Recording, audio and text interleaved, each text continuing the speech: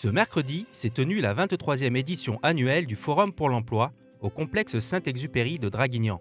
C'est au cœur d'une salle comble que se sont rencontrés les demandeurs d'emploi et les recruteurs de la Dracénie. Organisé par le service InfoJeunes, Pôle emploi, la DPVA et de nombreux partenaires, ce forum facilite la recherche d'emploi en proposant un programme complet et structuré. Le forum se déroule sur une journée. Le matin, il y a des ateliers, donc on va dire de préparation, donc on a des ateliers de relooking. On avait également un atelier sur la création d'entreprise. Là, tous les partenaires de la création étaient présents pour expliquer à des demandeurs d'emploi, porteurs de projets, comment on rentre dans un parcours de créateur. Et il y avait également un atelier qui s'appelle Positive Attitude, de façon à être un peu coaché pour l'après-midi. Et donc l'après-midi, à partir de 13h, on a ouvert les portes à tout le monde. Et là, c'est la rencontre avec des entreprises qui recrutent. Il faut venir avec son CV et rencontrer les employeurs. C'est un forum multisectoriel, donc certes on prépare la saison, donc forcément il y a de l'hôtellerie, restauration, tourisme, mais pas que. Il y a du commerce, il y a de l'intérim, il y a du service à la personne. Ce sont quand même des secteurs qui, mine de rien, sont saisonniers, parce que forcément, en été, il y a plus de monde, il y a plus de gens qui viennent vivre ici, donc ça crée forcément des besoins supplémentaires et donc des recrutements supplémentaires. Toutes les générations étaient présentes au cours de cette journée et les critères de recherche de chacun divers et variés. La pluralité des secteurs représentés a permis à certains de trouver une nouvelle voie d'accès au monde du travail et de déposer leur candidature tant pour un emploi saisonnier que pour un CDI. Je suis à la recherche d'un emploi saisonnier pendant juillet-août pour payer mon permis. J'ai trouvé des emplois qui pourraient faire l'affaire. J'attends un retour d'ici cette semaine ou la semaine prochaine. Moi, je vais chercher un travail, en fait, tout ce qui peut se proposer à moi. Vu que je vais reprendre les études après, donc en septembre, je vais voir ce qui peut se proposer à moi, en fait, ce qu'ils prennent. En gros, ce qui peut intéresser les employeurs, en fait. Alors on est venus toutes les deux puisqu'Alexandra est actuellement domiciliée chez nous puisqu'elle est réfugiée ukrainienne.